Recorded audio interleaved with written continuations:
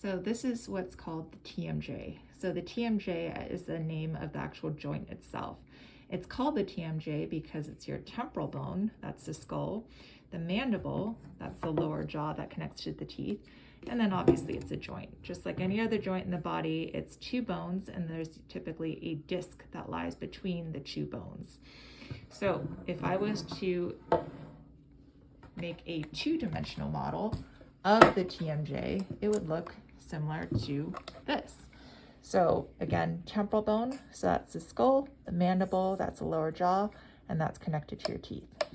So in an ideal situation, we want the condyle, which is this part of the bone that projects up and meets basically the skull. We want the condyle to be in line with the very top of this bone called the glenoid fossa. And then between the two bones is a disc represented by that yellow biconcave structure here. In a normal, ideal situation, when you open, the first 20 degrees is rotation, and then you translate or move forward. So this is a normal opening. Okay, the disc ideally is lying on top of that condyle as you open and close. So a little bit of anatomy here. Between the two bones is that articular disc. In front of that disc is what's called the lateral pterygoid muscle. And that lateral pterygoid muscle, every time it contracts, it pulls the jaw and everything forward, including that disc. Behind the disc is what's called retrodiscal tissues.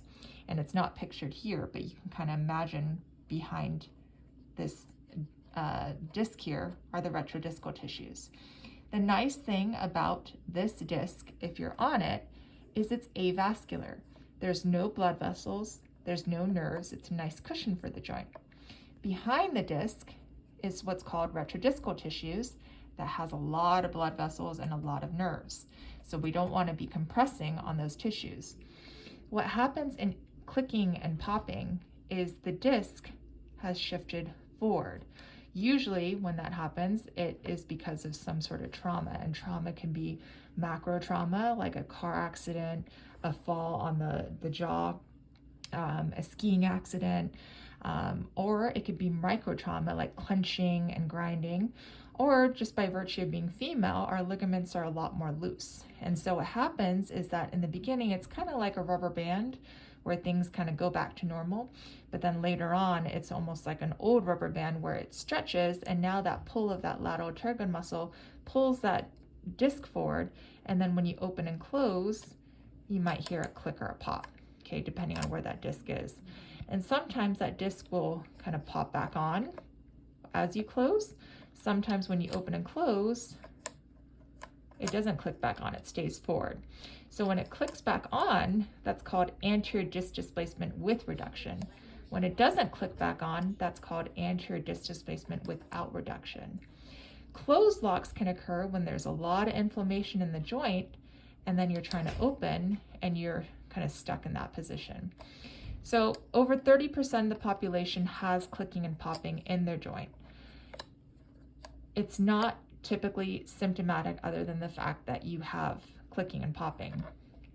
When it's not symptomatic, we usually don't treat it. We just warn patients, don't clench, don't grind, try not to lean on the jaw, because what can happen is that over time, if you are loading this joint and you're on these retrodiscal tissues, those tissues can get very inflamed and you can start getting pain, limitation opening, and just general discomfort. So what can happen is that if you're constantly putting pressure on these tissues will not heal, and then you can develop things like arthritis in the jaw joint. But if you're not loading, okay, the jaw joint, these tissues in the back, the retrodiscal tissues, will eventually kind of strengthen or callus up and almost become like a scar tissue. And that scar tissue will turn into what's called a pseudodisc. And that pseudodisc will allow you to function without that disc in there. Okay, but we need to make sure that we're not loading the joint.